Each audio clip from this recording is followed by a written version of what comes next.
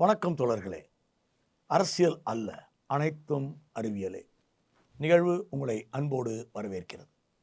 இன்றைய நம் உரைவீச்சின் நாயகர் மரியாதைக்குரிய நோம் சாம்ஸ்கி அவர்களுடைய வாசகம் முதலில் நாம் பார்த்து விடுவோம்.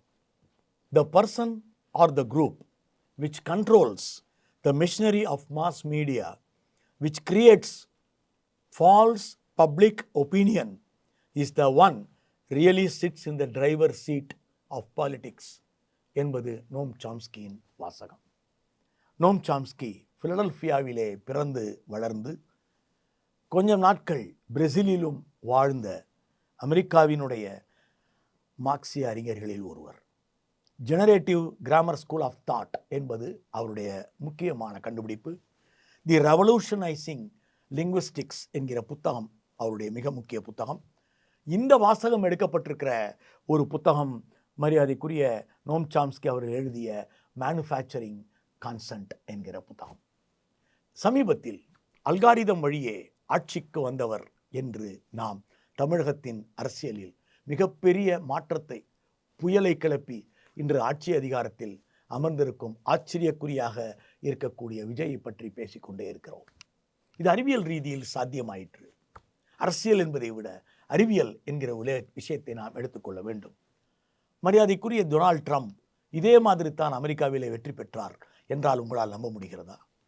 இன்றைக்கும் கூட எப்படி வளைகுடாவிலே நடந்து கொண்டிருக்கும் மில்லியன் கணக்கான மக்களை கொன்று கொண்டிருக்கும் ஒரு யுத்தத்தை இத்தனை அமெரிக்கர்கள் ஆதரித்து கொண்டிருக்கிறார்கள். அப்படிப்பட்ட ஒரு விஷயம் எப்படி நடக்கிறது என்றால் அதற்கான சொல்லாக்கத்தை உருவாக்கியது இந்த மேனுஃபேக்சரிங் கன்சென்ட் என்கிற புத்தகம். அந்த சொல்லாக்கம் ஊடகவியல் பிரச்சாரம் என்கிற சொல்லாக முதலில் வளர்கிறது. இந்த ஊடகவியல் பிரச்சாரம் என்பதுதான் மேனிப்புலேட்டிங் பப்ளிக் ஒப்பீனியன் என்று அழகான சொல்லாக்கமாக நோம் சாம்ஸ்கி அறிமுகம் செய்கிறார். மேனிப்புலேட்டிங் பப்ளிக் ஒப்பீனியன், MPO என்று இந்த புத்தகம் முழுக்க வருகிறது. MPO என்பதன் விரிவாக்கம் மேனிப்புலேட்டிங் பொலிட்டிக்கல் பப்ளிக் ஒப்பீனியன். ஒரு இன்ஸ்டன்ட் நூடுல்ஸ் எடுத்துக்கங்க. இன்ஸ்டன்ட் நூடுல்ஸ் என்பது அறிமுகப்படுத்தப்பட்ட பொழுது எப்படி இவ்வளவு கோடிக்கணக்கான பேர் உடனடியாக வாங்க முடிந்தது? நீங்கள் சொன்ன ஆச்சரியப்படுவீர்கள். ஒரே ஒரு சொல்லாக்கத்தை மட்டும் மாற்றினார்கள் என்று நோம் சாம்ஸ்கி சொல்கிறார். என்ன சொல்லாக்கம்? ஹெல்த்தி ஃபுட் என்கிற வார்த்தையை எடுத்துவிட்டு கன்வீனியன்ட் ஃபுட் என்கிற வார்த்தையை திணித்தார்கள். கன்வீனியன்ட் ஃபுட் என்கிற சொல்லை ஒவ்வொருவர் தலையிலும் திணித்திருக்கிறார்கள். அதே போலத்தான் மாற்றம் என்ற சொல்லை திணிப்பது என்று இது தொடங்குகிறது. 2012ஆம் ஆண்டில் உத்தரப்பிரதேசத்தில் முதலில் தேர்தலில் இது பரிசோதிக்கப்பட்டது. பரிசோதித்தவர்கள் நம்முடைய கேம்பிரிட்ஜ் அனலிட்டிகா என்கின்ற ஒரு நிறுவனம். கேம்பிரிட்ஜ் அனலிட்டிகா நிறுவனம் உத்தரப்பிரதேசத்தை முதலில் மக்கள் தொகை கணக்கெடுப்பு செய்து சாதி வாரியாக பிரித்தது. சாதிவாரியாக பிரித்த பிறகு ஒவ்வொரு சாதிக்கும் தேவையானதை மட்டும் போதை ஏற்படுத்துகின்ற ஊடக பிரச்சாரத்தை தொடங்கியது.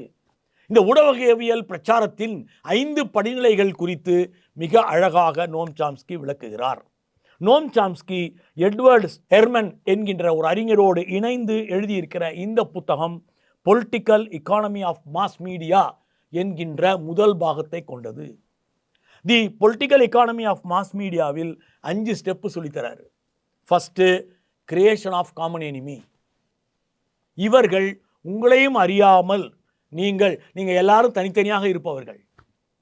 மார்க்சினுடைய ஒரு முதலாளித்துவம் எப்படி அந்நியமாதல் அடிப்படையில் ஒவ்வொரு மனிதனையும் தனி மனிதன் ஆக்கும் என்பதை மார்க்ஸ் எழுதினார். எல்லாரும் சேர்ந்து தான் பரீட்சை எழுதுறீங்க, ஆனால் ஒவ்வொருவரையும் தனித்தனியாகத்தான் இந்த தேர்வுத்துறை நடத்துகிறது. ஓ மார்க் இதான், உன் மார்க்கை வச்சு உனக்கு எந்த காலேஜில் என்ன இடம் கிடைக்க, ஒரு தனி மனிதனாக உனக்கு ப்ரொமோஷன்னா கொடுப்போம், நீ எதுக்கு அவங்களோட சேர்ந்து வர என்ற கேள்வியை அதிகாரம் எழுப்பிக்கொண்டே இருக்கிறது. அனைவரும் ஒன்றிணைவதை ஒருபோதும் அதிகாரம் அனுமதிப்பது கிடையாது என்கிற இடத்திலிருந்து நோம் சாம்ஸ்கி தொடங்குகிறார். அப்படி தொடங்குகின்ற நோம் சாம்ஸ்கி அவர்கள் தனிமைப்படுத்தப்பட்டவர்கள், அந்நியப்படுத்தப்பட்டவர்களுக்கு தனித்தனியே அவர்களுக்கு ஒரு விஷயத்தை கொடுத்து, ஆனால் அவர்கள் அத்தனை பேருக்குமான காமன் எனிமியை, ஒரு பொது எதிரியை ஊடகம் உருவாக்கி தரும் என்று சொல்கிறார்.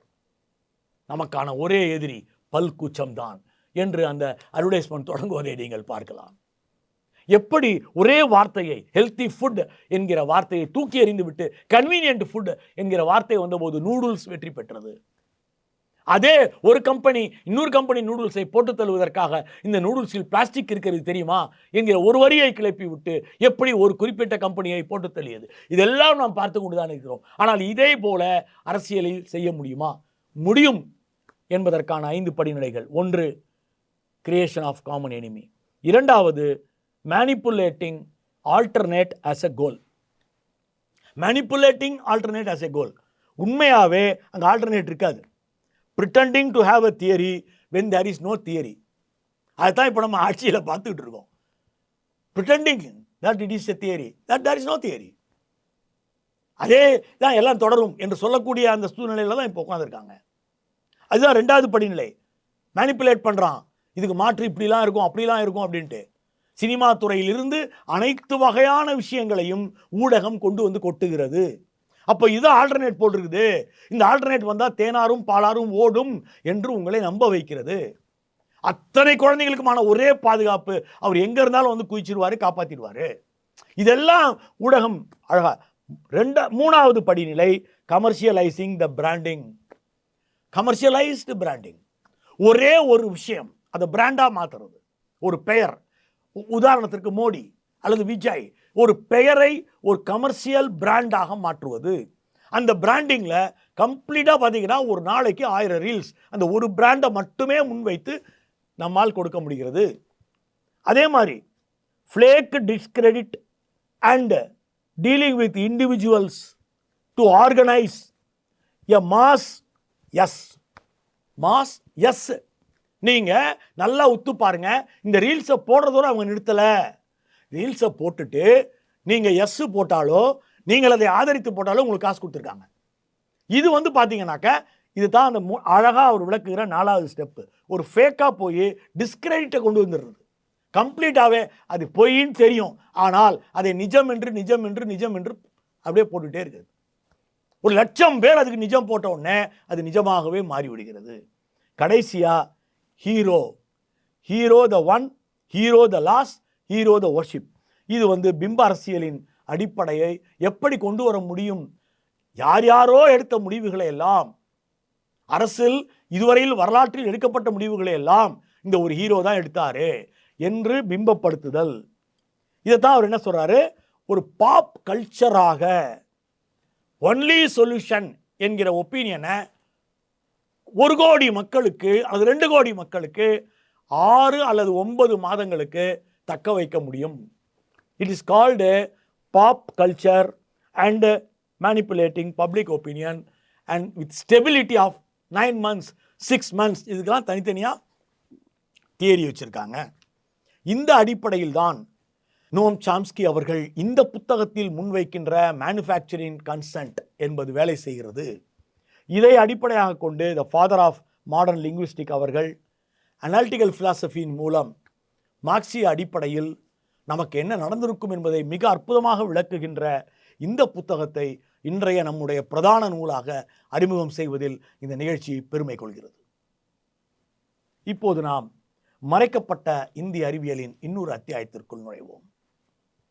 வசந்த் ராம்ஜி கனோல்கர் என்கிற ஒரு மனிதர், father of pathology in India.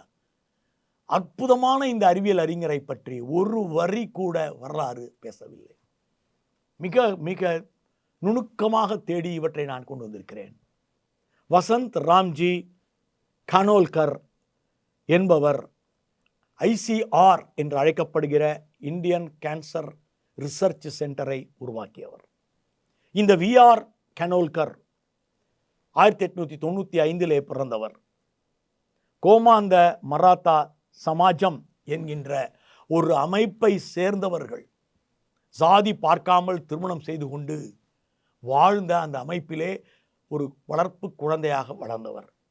தாய் தந்தையர்கள் நோயியல் மருத்துவ அறிவியல் ஆராய்ச்சியினுடைய தந்தை என்று அவர் போற்றப்படுகின்றார்.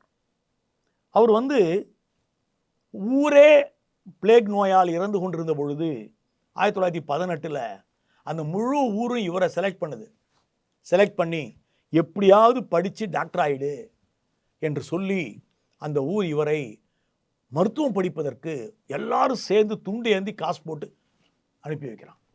இதை படிக்கும் போதே நமக்கு சிலிர்க்கிறது. அவர் போய் படிச்சுட்டு ஒரு குறிப்பிட்ட காலத்துக்கு பிறகு கொல்கத்தாவில் அவருடைய பேராசிரியர்கள்லாம் சேர்ந்து அவரை ஒரு என்ட்ரன்ஸ் எழுத வச்சு லண்டன் பல்கலைக்கழகத்துக்கு அனுப்புகிறாங்க. 1923 MD வரைக்கும் எல்லாத்தையும் முடிச்சிடுறாரு. இந்தியாவுக்கு வருகிறார். அதே தன்னுடைய ஊருக்கு வருகிறார். பாம்பேயில் இருக்கிற அந்த மெடிக்கல் காலேஜில் பேராசிரியராக இருந்து கொண்டு தன்னுடைய ஊரில் இலவச மருத்துவ சேவை அவர் செய்ய போகும்போது அவங்க அப்பா அம்மா எல்லாரும் இறந்து போயிருக்காங்க. துடிதுடித்து விடுகிறார். அந்த சமாஜமும் இல்லை, எதுவுமே இல்லை. அப்படிப்பட்ட சூழலில் அவர் ஒரு பப்ளிக் ஹெல்த் டிபார்ட்மெண்ட்டோடு இணைந்து செயல்படுவோம் பார்த்தா அப்படி ஒரு டிபார்ட்மெண்ட்டே இல்லை. இதெல்லாம் நடந்து கொண்டிருக்கும் பொழுது தான் பேசிக் ரிசர்ச்சை உருவாக்குவதற்கு அந்த காலகட்டத்தினுடைய இருக்கிறதுலே அதிகமானவர்கள் இறந்து போகின்ற நோயை அவர் கண்டுபிடிக்கிறார். செரிமான பாதை புற்றுநோய். நிறைய பேர் வயிற்றில் கட்டி வயிற்று வலியில் எங்கள் அப்பா இறந்துட்டாரு என்று சொல்வதே அந்த காலகட்டத்தில் ஒரு பெரிய கான்செப்டாகவே நீங்கள் பார்க்கலாம். ஒரு 25 வயசில் அது ஆரம்பிக்கும், 30 வயசுக்குள்ளே அவர் இறந்துடுவார். செரிமான பாதை புற்றுநோய். அடுத்தது அவர் பார்த்தது மார்பக புற்றுநோய். 3வது கர்ப்பப்பை புற்றுநோய். இந்த 3 நோய்களுக்குமான எதிரியாக, தீவிரமாக அதை எதிர்த்து போராடுபவராக மரியாதைக்குரிய நம்முடைய கனோல்கர் மாறுகிறார். இந்த விஆர் கனோல்கர் 100 சயின்டிஃபிக் பேப்பர்ஸ் ப்ரெசென்ட் பண்ணியிருக்கார். 1952 இவங்களோட ஊருக்கு பக்கத்தில் இருக்கிற பாம்பேக்கு நேரு வரார். அவர் ஒரு பெரிய குரூப்போடு அங்கே ஏதோ ஒரு நிகழ்ச்சிக்கு வருகிறார். அப்போ ஒரு ஓரமாக நின்று அவர் கூட பேச முடியுமா என்று கேட்கிறார். நேருகிட்ட போய் சொல்கிறாங்க, அவர் இந்த ஊரில் பெரிய டாக்டர், அவர் உங்கள்கிட்ட பேசணும்னு விரும்புகிறாருன்னு சொல்கிறாங்க. அப்போது என்ன ஒரு பியூட்டினா, நேருனுடைய துணைவியார் கமலா அம்மையாரும் இறந்து போனது அந்த குடல் புற்றுநோய் நோய் தான். அப்போ இவர் போய் அவர்கிட்ட பேசிகிட்டு இருக்கும் பொழுதே நேரு அப்படியே அவர் கையை பிடிச்சிக்கிறார். அப்போ உருவான அவங்களுக்குள்ளே இருந்த அந்த ரிலேஷன்ஷிப்பில் உருவான சின்ன திட்டம் தான், எப்போது பார்த்தாலும் இந்தியாவில் புற்றுநோய் என்றாலே பிளட்டை எடுத்துடுவாங்க, எடுத்துட்டு அதை ஒன்று அமெரிக்காவுக்கு அனுப்பணும், இல்லைனா இங்கிலாந்துக்கு அனுப்பணும். ரொம்ப பக்கத்தில் எங்கடா இருக்குது அப்படின்னு பார்த்தீங்கன்னா ஆஸ்திரேலியாவில் இருக்குது. அங்கே டெஸ்ட் ஆகி உங்களுக்கு புற்றுநோய் இருக்கா இல்லையான்னு சொல்கிறதுக்கே 15-20 நாள் ஆகிடும். பணம் இருந்தால் சொல்லுவாங்க, அதுக்கு செலவு பண்ணலாம். அதை விடவும் பணம் இருந்தால் உங்களுக்கு ட்ரீட்மெண்ட் உண்டு. இதை பாம்பேலேயே நான் செஞ்சு கொடுக்குறேன், எனக்கு டெஸ்டிங் தெரியும் என்று இவர் சொன்னபோது நேரு நம்பவில்லை. உங்களுக்கு தெரியுமா, அதுக்குன்னா அவங்க பெரிய பெரிய மிஷின்லாம் தேவையில்லையான்னு கேட்டார் நேரு. ஒன்றுமே நீங்கள் எனக்கு தரவேணாம், இடம் மட்டும் கொடுங்க என்று கேட்டார். அப்போது அவர் கொடுத்த இடம்தான் இப்போ இருக்கிற இந்தியன் கேன்சர் ரிசர்ச் இன்ஸ்டியூட்டினுடைய இடம். இந்த இந்தியன் கேன்சர் ரிசர்ச் சென்டர் உருவாகி 63 முதலில் அந்த நோய் இருக்கிறதா என்பதை கண்டறிகின்ற ஒரு சோதனையை பாம்பேலேயே செய்ய தொடங்கினார்கள். இதற்கான முதல் படியை எடுத்து வைத்த விஞ்ஞானி தான் மரியாதைக்குரிய கனோல்கர் என்கிற இந்த மாமனிதர். இவர் 20 ஆண்டுகள் ட்ரைனிங் கொடுக்குறார். தீவிரமான ட்ரைனிங் 52லேருந்து 63 வரைக்கும். 63 நவம்பரில் இறந்து போகிறதுக்கு ஒரு 3 மாதம் முன்னாடி 60 சாம்பிள்ஸை இவர் டெஸ்ட் பண்ணி எப்படி செய்யணும்னு எல்லாருக்கும் சொல்லி கொடுத்து விட்டு இருந்தார். அங்கே அதை அறிந்து கொண்டவர்களில் ஒருவர் தான் சாந்தம்மா என்கிற ஒரு டாக்டர் அம்மா. நம்மளுடைய முத்துலட்சுமி ரெட்டியார் அவர்கள் சென்னையில் கேன்சர் இன்ஸ்டியூட் உருவாக்கிய பொழுது, இலவச கேன்சர் இன்ஸ்டியூட் என்கிற கான்செப்டை உருவாக்கின பொழுது அங்கிருந்து அவர்கிட்ட ட்ரைனிங் எடுத்துக்கிட்ட இந்த சாந்தம்மா தான் அதனுடைய சீஃப் டாக்டராக இங்கு பணிபுரிய தொடங்குகின்றார். அவ்வளவு அற்புதமாக கிட்டத்தட்ட 20-21 வரை வாழ்ந்த சாந்தம்மாவை நமக்கு நன்றாக தெரியும். அப்படிப்பட்ட ஒரு பெரிய ஒரு பாரம்பரியத்தை உருவாக்கி இந்தியாவில் புற்றுநோய் எதிர்ப்புக்கான அற்புத விஞ்ஞானியாக திகழ்ந்த கனோல்கர் அவர்களை மறக்காமல் நாம் பதிவு செய்வோம். வரலாற்றில் அவரை அடுத்த சந்ததிக்கு எடுத்துச் செல்வோம். இப்போது நாம் தமிழினுடைய அறிவியல் இதழ்களை ஒவ்வொன்றாக பார்த்து வருகிறோம். இன்றைக்கு நாம் பார்க்க விரும்புகின்ற இதழ் கல்பத்தரு என்கிற ஒரு இதழ். இந்த கல்பத்தரு 1917 மே மாதத்திலிருந்து வெளிவர தொடங்கியது. அறிவு வளர்ச்சிக்கான வாராந்திர பத்திரிகை. அறிவு வளர்ச்சினா அறிவியல் வளர்ச்சி, அந்த காலத்தினுடைய வார்த்தையை வச்சு பார்த்தா. 6ஆம் அமுது இதன் ஆசிரியர் அப்படின்னு போட்டிருந்தாங்க. இந்த 6ஆம் அமுதுங்கிற பேருக்கு பின்னாடி 18 பேர் இருந்தாங்களாம். அதான் ஆசிரியர் குழு. 6 பக்கம்தான் இந்த வார இதழ். தூய்மை ஒரு பக்கம், அதாவது சுகாதாரம் சம்பந்தமான அனைத்து செய்திகளும் வரும். வேளாண்மை ஒரு பக்கம். வேளாண் அறிவியலை பொறுத்தவரையில் என்னெல்லாம் லேட்டஸ்டாக நடந்துகிட்டு இருக்கு, அதில் என்ன ஒரு அருமையான ஒரு விஷயம்னா, இந்த பகுதியில் இப்படி நோய்வாய்ப்பட்டிருக்கு, இதுக்கு தீர்வு இப்படி இருக்கலாம், அதையும் சேர்த்தே அந்த அந்த பக்கத்தில். 3வது அறிவு கல்வி அப்படின்னு போட்டு எப்பெல்லாம் யார் எதை கண்டுபிடிச்சாங்க அந்த கான்செப்ட்ஸ்குள்ளே போகிறாங்க. கைத்தொழில் ஒரு பக்கம். இந்த கைத்தொழில்ங்கிற பக்கத்துக்குள்ள தமிழகத்தின் புதிய புதிய கைத்தொழில்களை உருவாக்கி கொடுத்த பெருமை நம்முடைய கல்பத்தரு என்கிற இந்த அறிவியல் இதழுக்கு உண்டு. அறிவு செய்தின்னு ஒரு பக்கம் இருக்குது. அறிவு கல்வி வேறு, அறிவு செய்தி வேறு. அதில் தான் ஒரு இதழிலும் குறைந்தபட்சம் 20 அறிவியல் துணுக்குகள் போட்டிருக்காங்க. இதில் அந்த இடத்துல என்ன வரும்னா, அறிவியல் ரீதியில் சந்திர கிரகணம் இந்த தேதியில் வருது. சந்திர கிரகணம்னா என்ன அறிவியல் ரீதியில் சொல்லியிருக்காங்க. இந்த நேரத்தில் குளிக்கணும், இந்த நேரத்தில் அதை சொல்லலை. அறிவியலாக கிரகணத்தை பார்த்த முதல் இதழாக நான் கல்பத்தருவை பார்க்கிறேன். 2வது கடைசியில் வணிகம் என்கிறது. அதில் தான் என்ன வருதுன்னா, புதுசாக என்ன மெஷினரிஸ் மார்க்கெட்டில் வந்திருக்கு. அந்த மெஷினரிஸ் உதாரணமாக நான் பார்த்த அந்த 3 இதழ் இருக்குது தேவநாயப்பாவான நூலகத்தில். ஒரு இதழில் பேனா எப்படி வேலை செய்யுதுன்றதை பற்றி ஒரு மிக அருமையாக அந்த கட்டுரை பேசியிருக்கு. 1917-18 அதான் ஃபஸ்ட்டு டைம் டேங்கர் ஒப்புற பேனா வருது. அந்த பேனா எப்படி வேலை செய்யுது என்பதை குறித்து அழகாக. அது வரைக்கும் இந்த பேனாலாம் குப்பியில் ஏற்கனவே இங்க் இருக்கும், அதை தோய்ச்சி எடுக்கணும். அதை துவைக்கும் பொழுது அது லைட்டாக உறிஞ்சிக்கும், அது தீர்ற வரைக்கும் எழுதும். ஆனால் அதுக்கப்புறம் அந்த பேனா உள்ளேயே டேங்க் இருக்கும். அந்த டேங்க்லேருந்து அந்த பேனாவுக்குள்ளே இங்கு கொட்டிடாமல் எப்படி வருது, அதுக்கு கேப்லரி டியூப்னு ஒன்று வச்சுருக்கான். அந்த இழை குழாய் அப்படின்னு அதில் அந்த பெயர் போடுறான். இழை குழாய் என்கிற பெயரை அவர்கள் உச்சரித்ததே எனக்கு ஒரு பெரிய ஆச்சரியமாக இருந்தது. 1922 வரை வெளிவந்த இந்த இதழ் தமிழின் முத்தாய்ப்பான ஒரு அறிவியல் இதழ் என்பதில் சந்தேகமே இல்லை. இப்போது நாம் இன்றைய புத்தகத்திற்குள் நுழைவோம். இன்றைய புத்தகம் Until the End of Time என்கிற தலைப்பில் எழுதப்பட்ட மிக மிக அற்புதமான புத்தகம். இந்த Until the End of Time புத்தகத்தை எழுதியவர் பிரைன் கிரீன் என்கின்ற ஒரு மாபெரும் அறிஞர். எலிகண்ட் யூனிவர்ஸ் என்று இவர் எழுதிய புத்தகத்தை ஏற்கனவே நான் வாசித்திருக்கிறேன். கொலம்பியா பல்கலைக்கழகத்தில் இவர் தியாலஜி தியரட்டிக்கல் ஃபிசிக்ஸினுடைய இயக்குனராக பணிபுரிந்து வருகிறார். சூப்பர் ஸ்ட்ரிங் தியரியில் ஒரு முக்கியமான கோட்பாட்டினுடைய கண்டுபிடிப்பாளர் மரியாதைக்குரிய பிரைன் கிரீன் அவர்கள். இந்த புத்தகம் 11 சாப்டர்ஸாக எழுதப்பட்டிருக்கிறது. மொத்தம் 428 பக்கங்கள். இந்த புத்தகத்தை பொறுத்தவரையில் இந்த முழு பிரபஞ்சத்தின் கதை இவர் பேசியிருக்கிறார். பிரபஞ்சத்தின் கதை மட்டுமல்ல, மனித மனம், mind, matter and our search for meanings என்று இந்த பிரபஞ்சம் எதற்காக உருவாக்கப்பட்டது என்கிற ஒரு கேள்வியை விளையாட்டாக அவர் எடுத்துக்கிறாரு.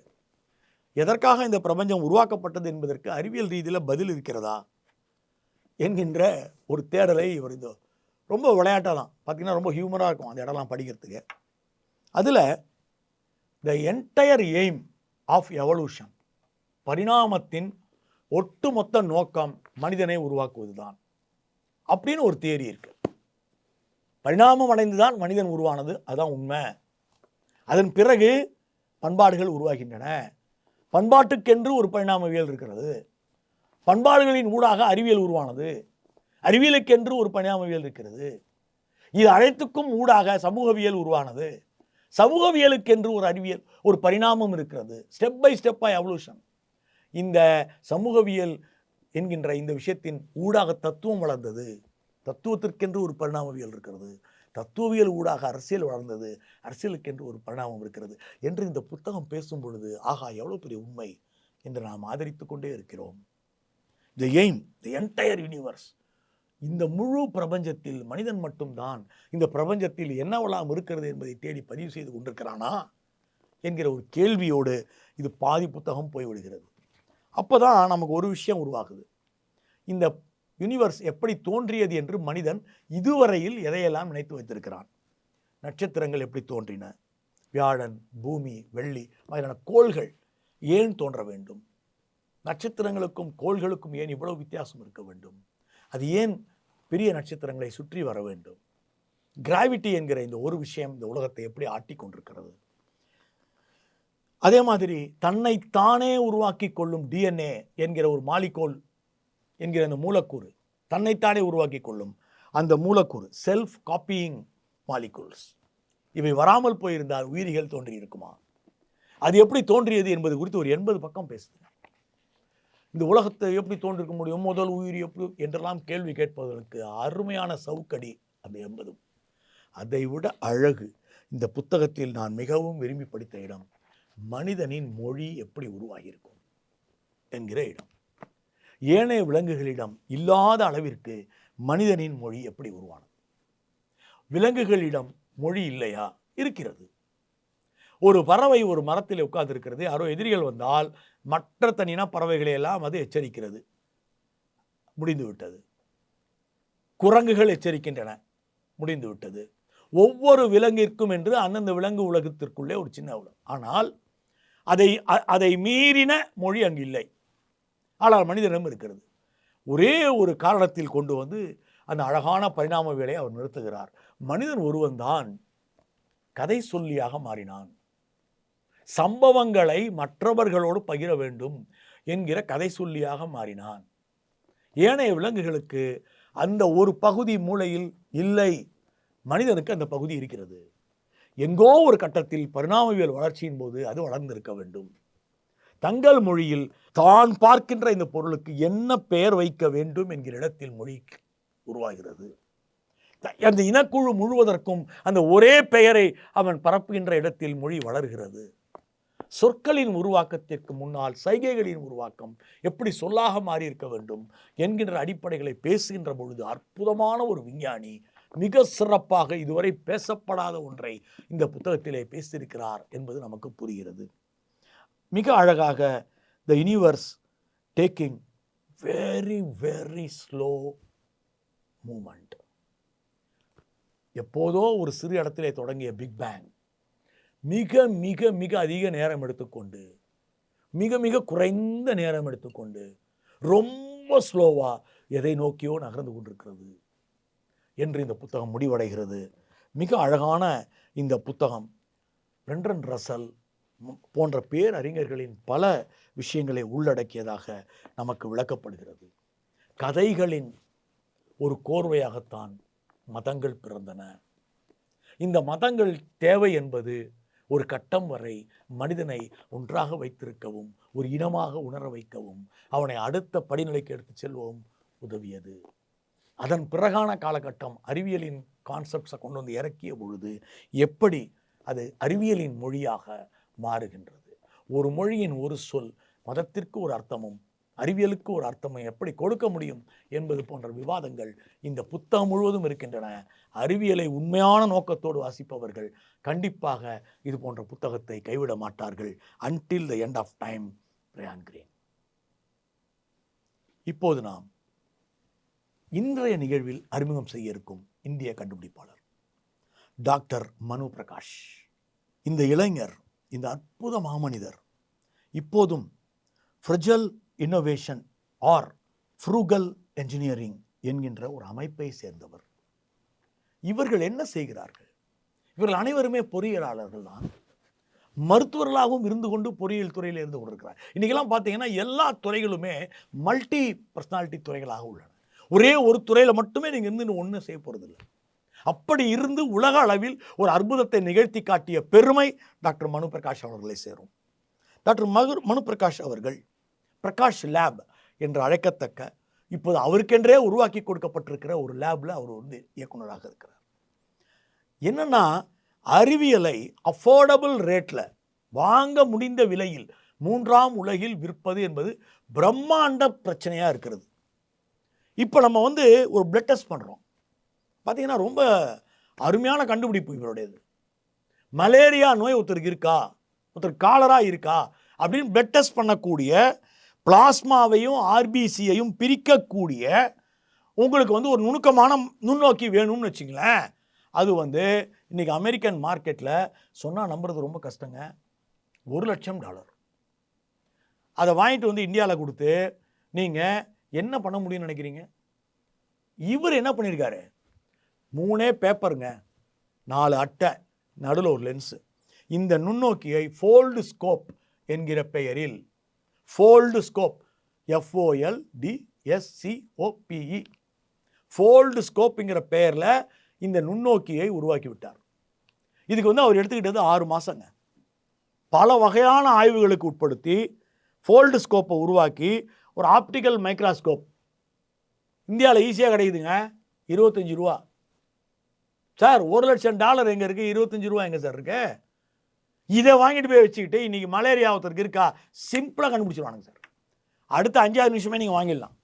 அனைவரும் வாங்கி வச்சுருக்காங்க. இப்போது அந்த கருவி யார் கண்டுபிடிச்சதுன்னு யாருக்குன்னு தெரியல. எவ்வளோ யூஸ்ஃபுல்லாக இருக்குல்ல, கலக்கிட்டாங்கயா அப்படிங்கிறாங்க. அது ஆனால் அப்படி பாதுகாத்து வைக்கணும், அப்படி வைக்கணும். யூஸ் அண்ட் த்ரோ பண்ணிக்கலாம். உங்களுக்கு வேணும்னா 10 வாங்கி வச்சிட்டிங்கன்னா போதும். அது வந்து வருஷக்கணக்கில் உங்களுக்கு யூஸ் ஆகுது. இந்த கருவி இதை கண்டுபிடித்து கொடுத்த அந்த மனு பிரகாஷ் அவர் வந்து பார்த்தீங்கன்னாக்க ஒரு லேபு பாயாக இருந்தாராம் ஸ்கூலில். யார் அவன் லேபு பாய்னா, அவர் வந்து 6வது 7வது தான் படிப்பார். ஆனால் ஃபிசிக்ஸ் லேபு, கெமிஸ்ட்ரி லேபில் போய் ரிப்பேர் ஆனதெல்லாம் ப்ராக்டிக்கல் வரும்போது தான் எடுத்து வைப்பானுங்களாம். ப்ராக்டிக்கல் வரும்போது எடுத்து வச்சுட்டு ஐயோ இதெல்லாம் வேலை செய்யலாமாங்களாம். நான் செஞ்சு தரேன் பாரு போய் எல்லாத்தையும். அது ஒரு பெரிய வேலைங்க. அதே மாதிரி அவர் ஸ்கூலில் கடிகாரம் வேலை பார்த்துட்டு இருந்தால் அந்த கடிகாரத்தை எடுத்துவிட்டு புதுசுலாம் வாங்காதீங்க கொடுங்கன்னு சொல்லிட்டு அதை அப்படியே ஹெட்மாஸ்டர் மேஜையிலே அதை பிரித்து போட்டு க்ளீனாக எல்லாத்தையும் க்ளீன் பண்ணி ஆயில் அடித்து எல்லாத்தையும் ஸ்க்ரூ போட்டு பழையபடி ஓட வச்சு மாட்டிட்டார். அதுக்கு இப்போ பேரே பிரகாஷ் கடிகாரம். அந்த அளவிற்கு கருவிகள் மீதும் சின்ன சின்ன விஷயங்கள் மீதும் அறிவியல் மீதும் ஆர்வம் கொண்ட அவர் ஸ்டான்ஃபோர்ட் பல்கலைக்கழகத்தில் போய் பயோ இன்ஜினியரிங் படிக்கிறார்.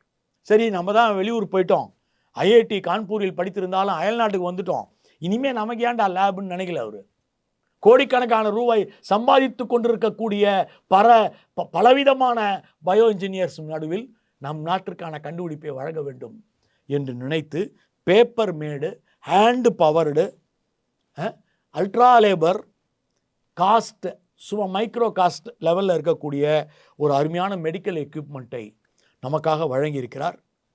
அது வந்து மிக எளிமையாக பிளாஸ்மா ஆர்பிசியை பிரித்து கொடுத்து பல வகையான டயக்னோசிஸ்க்கு உதவி கொண்டிருக்கிறது. இது போன்ற 17 கருவிகளை உருவாக்கி இன்றைக்கு உலக அளவில் பெயர் பெற்று அவர் பிரகாஷ் லேப் என்றே ஒன்றை உருவாக்கி அவர்கள் கொடுத்திருக்கிறார்கள் ஸ்டான்ஃபோர்ட் பல்கலைக்கழகத்தில். அதில் ஒர்க் பண்ணிகிட்ருக்காரு.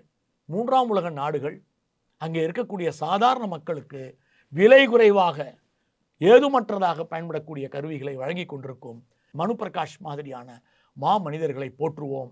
அவர்களை நம்முடைய குழந்தைகளுக்கு அறிமுகம் செய்வோம். அரசியல் அல்ல, அறிவியல் தோழர்களே. நன்றி.